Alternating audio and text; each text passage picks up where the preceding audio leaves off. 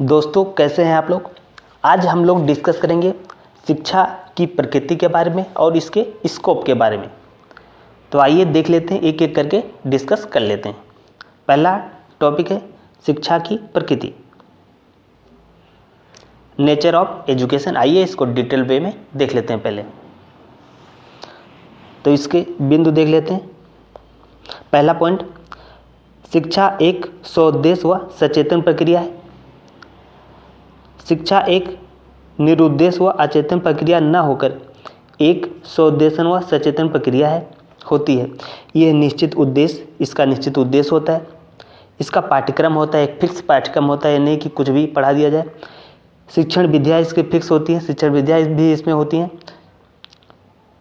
और द्वारा सोच समझकर प्रदान और प्राप्त की जाती है, जिसमें व्यक्ति जो होता है उसकी इंडिविजुअल तथा समाज सोसाइटी दोनों के हित को ध्यान में रखा जाता है। इसमें जिसको पढ़ाया जाता है उसका भी ध्यान रखा जाता है कि उसको कैसी एजुकेशन चाहिए, उसकी नीड क्या है, उसकी क्षमताएं क्या है, क्या वो उस एजुकेशन को कैपेबल है, वो ले सकता है कि नहीं ले सकता, उसके मानसिक स्तर का भी ध्यान रखा जाता है। और समाज को क्या चाहिए, कैसे लोग चाहिए, उसका भी ध्यान रखा जाता है। तो दोनों के हितों में ध्यान रखा जाता है। अगला पॉइंट देख लेते हैं।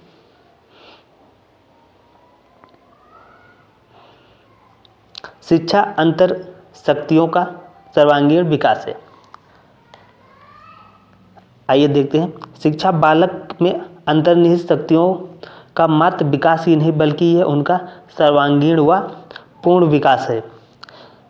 शिक्षक बालक के ऊपर बाह्य ज्ञान को लादने का प्रयास न कर उसमें अंतर्निहित शक्तियों का सर्वांगीण और प्रगतिशील विकास कर उसका जीवन सफल बनाने का प्रयास करता है।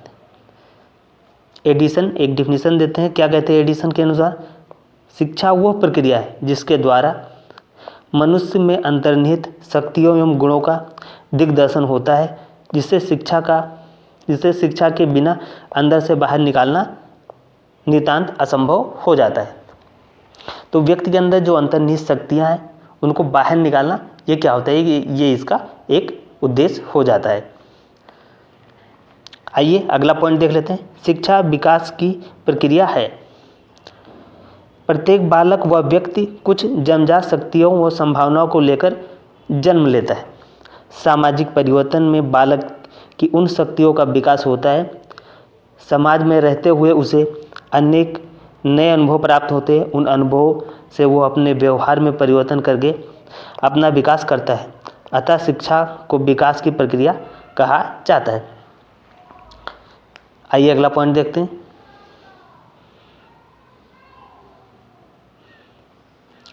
शिक्षा का अर्थ केवल विद्यालय में प्रदान किए जाने वाले ज्ञान से नहीं है। शिक्षा केवल विद्यालय तक सीमित नहीं है, बल्कि बालक पर जो तत्व प्रभाव डालते हैं वह सभी शिक्षा के क्षेत्र के अंतर्गत आते हैं।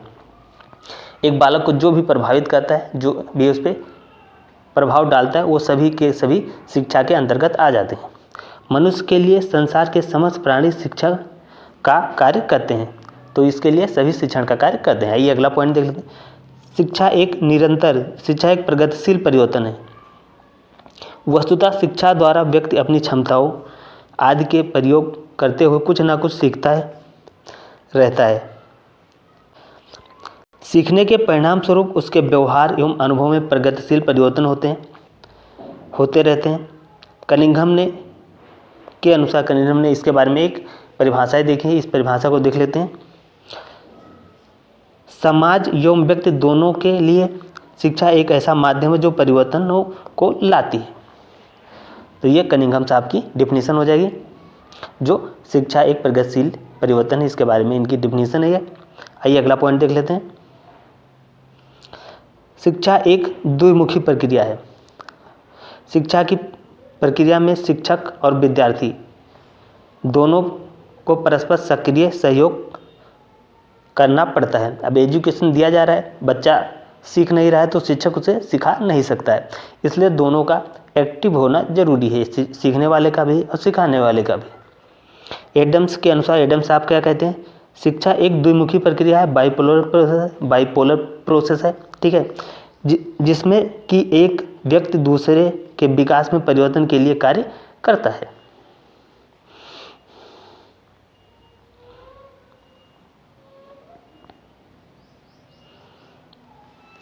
शिक्षा एक त्रिमुखी प्रक्रिया है। ड्यूबी साहब कहते हैं शिक्षा क्या है, एक त्रिमुखी प्रक्रिया है। ड्यूबी आदि शिक्षा साथियों का कहना है कि शिक्षा एक त्रिमुखी प्रक्रिया है। शिक्षा के 3 अंग हैं, शिक्षक, बालक और पाठ्यक्रम। शिक्षक और बालक के साथ साथ पाठ्यक्रम भी शिक्षा के एक महत्वपूर्ण अंग होता है। तो ये ड्यूबी साहब का मानना है। शिक्षा आजीवन चलने वाली प्रक्रिया, यह लाइफ लॉन्ग प्रोसेस है। शिक्षा एक ऐसी प्रक्रिया नहीं है जो कि एक निश्चित अवधि अथवा विद्यालय जीवन में ही समाप्त हो जाए। ये तो बिना समाप्त हुए चलती रहती, इसलिए शिक्षा एक निरंतर चलने वाली प्रक्रिया होती है। ये जन्म से और मृत्यु तक चलती रहती है। इसमें मेन पॉइंट है जो हाईलाइटिंग पॉइंट है। पहला, शिक्षा एक स्वउद्देश्य व सचेतन प्रक्रिया है। अगला, शिक्षा अंतःशक्तियों का सर्वांगीण विकास है। शिक्षा विकास की एक प्रक्रिया। शिक्षा का अर्थ केवल न विद्यालय में प्रदान किए जाने वाले ज्ञान से ही नहीं है। शिक्षा एक प्रगतिशील परिवर्तन है। शिक्षा एक द्विमुखी प्रक्रिया, शिक्षा एक त्रिमुखी प्रक्रिया, शिक्षा आजीवन चलने वाली प्रक्रिया है।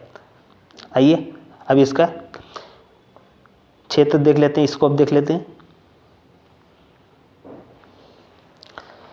जीवन के विभिन्न क्षेत्रों में प्राप्त अनुभव को अलग अलग विषयों के रूप में प्रस्तुत करके शिक्षा के विषय विस्तार या क्षेत्र को निम्नलिखित भागों में बांटा जा सकता है।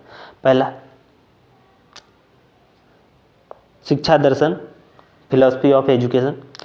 शिक्षा शास्त्र के अंतर्गत जीवन के प्रति जो विभिन्न दृष्टिकोण हैं उनका और उनके आधार पर शिक्षा के स्वरूप, शिक्षा के उद्देश्य और शिक्षा की पाठ्यचर्या आदि का अध्ययन किया जाता है।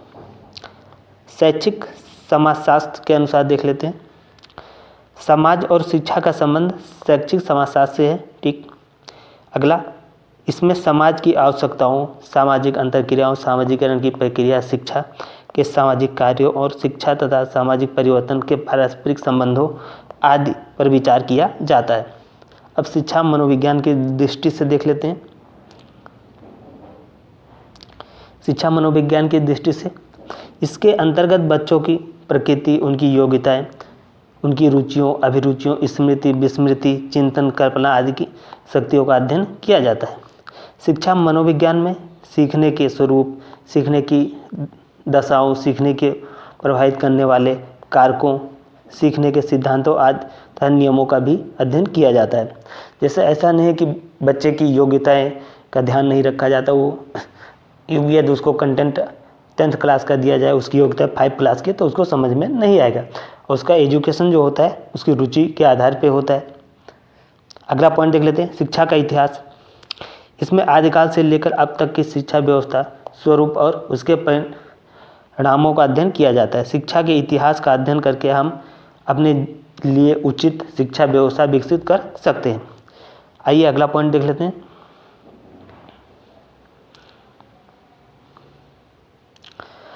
तुलनात्मक शिक्षा। इसमें विभिन्न देशों की शिक्षण प्रणालियों को तुलनात्मक अध्ययन किया जाता है। इसके माध्यम से हम अनेक देश की शिक्षा व्यवस्था का मूल्यांकन कर सकते हैं और दूसरे देशों की श्रेष्ठ शिक्षण प्रणालियों के गुणों को अपनाकर एवं उत्तम शिक्षा व्यवस्था का निर्णय कर सकते हैं। शैक्षिक समस्याएं। इसके अंतर्गत देश के वर्तमान शैक्षिक समस्याओं पर विचार किया जाता है और उनके समाधान के तरीके ढूंढे जाते हैं।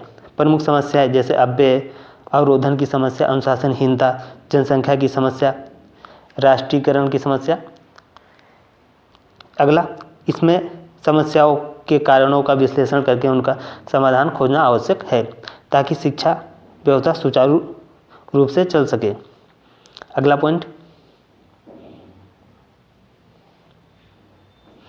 शैक्षिक प्रशासन एवं संगठन। इसमें शिक्षा का संचालन राज्य और इसमें सहयोग प्रधानाध्यापक एवं अध्यापकों के गुणों, कर्तव्य, बच्चों के परिवेश, उनका वर्गीकरण आदि का अध्ययन किया जाता है। इसमें शिक्षा की प्रक्रिया को सुचारू संचालित करने में सहायता मिलती है। शिक्षण कढ़ाव तकनीकी। शिक्षण प्रक्रिया में सीखना और सिखाने दोनों क्रियाएं आती हैं। इसमें विभिन्न भिन्न स्तरों के बच्चों को भिन्न भिन्न विषयों को पढ़ाने की विधियां, उनकी उपयोगिता और अपनाने की सावधानियों पर चर्चा की जाती है। हाईलाइट इसकी देख लेते हैं। जो स्कोप में क्या क्या हो जाएगा, आपका हो जाएगा शिक्षा दर्शन, शैक्षिक समाजशास्त्र, शिक्षा मनोविज्ञान, शिक्षा कहते हैं तुलनात्मक शिक्षा, शैक्षिक समस्या, शैक्षिक प्रशासन एवं संगठन, शैक्षिक कला और तकनीकी। तो ये आज आपकी क्लास में जो हो गया हमने डिस्कस कर लिया। शिक्षा की प्रकृति क्या होती है और इसका शिक्षा का विषय विस्तार या इसका स्कोप, इसका क्षेत्र हमने डिस्कस कर लिया। तो इस क्लास में इतना ही। आप लोग क्लास को लाइक कीजिए, शेयर कीजिए और चैनल को सब्सक्राइब करके बेल आइकन दबा दीजिए। पीडीएफ के लिए आप लोग टेलीग्राम ग्रुप ज्वाइन कर लीजिए, जिसका लिंक आपको कमेंट बॉक्स में मिल जाएगा। तो इस क्लास में इतना ही। जय हिंद, जय भारत।